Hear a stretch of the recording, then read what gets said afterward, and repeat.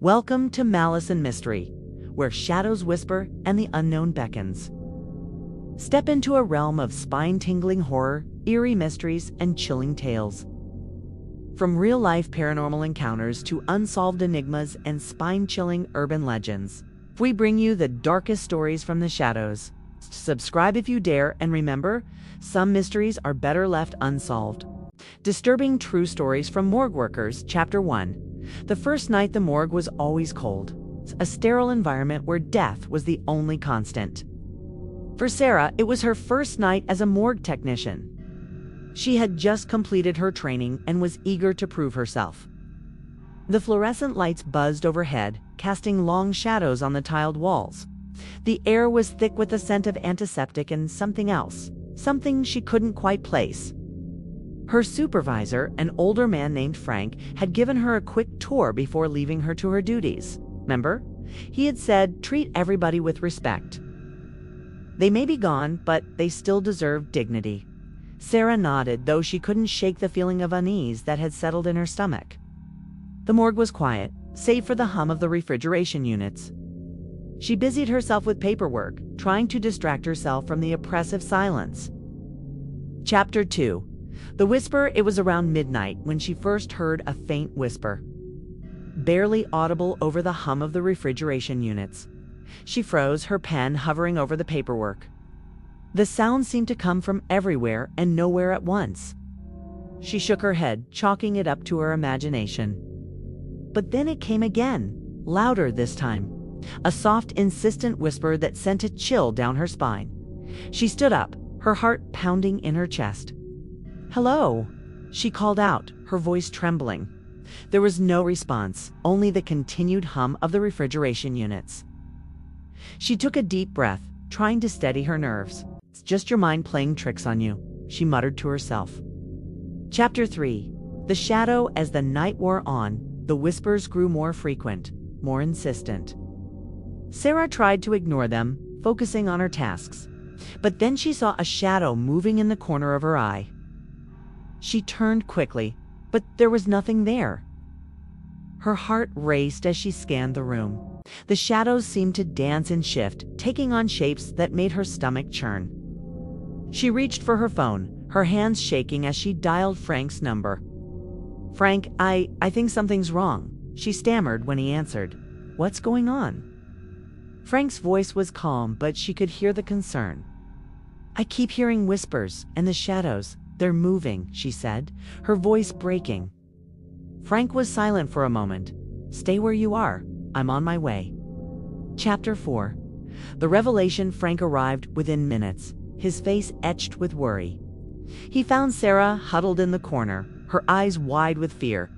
"Tell me everything," he said gently. She recounted the whispers, the moving shadows, the overwhelming sense of dread. Frank listened intently, his expression growing more serious with each word. When she finished, he sighed. "I was afraid of this." "Afraid of what?" Sarah asked, her voice barely above a whisper. Frank hesitated, then said, "This morgue has a history. There have been incidents, unexplained phenomena. Some of the staff have reported similar experiences." Sarah's blood ran cold. "Why didn't you tell me?" "I didn't want to scare you," Frank admitted. "But it seems the spirits here have taken an interest in you." Chapter 5. The Ritual. Frank led Sarah to a small, dimly lit room at the back of the morgue. The walls were lined with shelves filled with jars of herbs, candles, and other strange objects. In the center of the room was a table covered with a black cloth. "We need to perform a ritual," Frank said, his voice steady. "It's the only way to calm the spirits."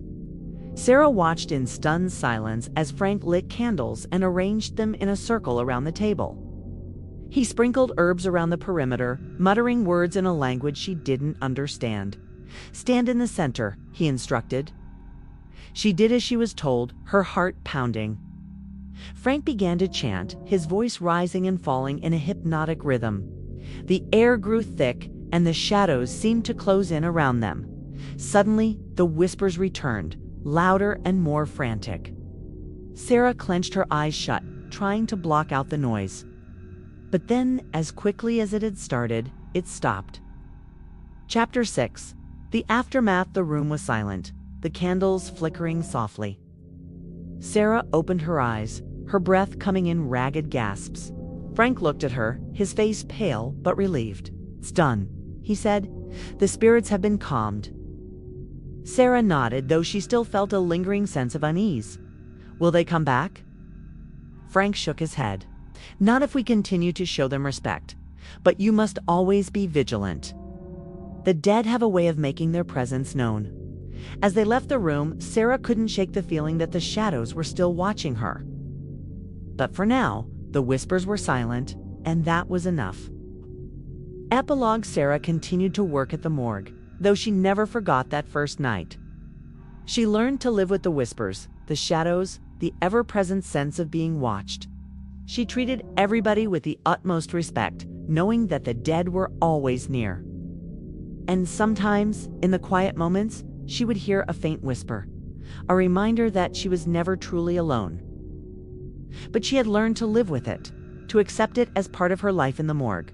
For in the world of the dead, the line between the living and the departed was always thin, and the shadows always whispered. What do you think?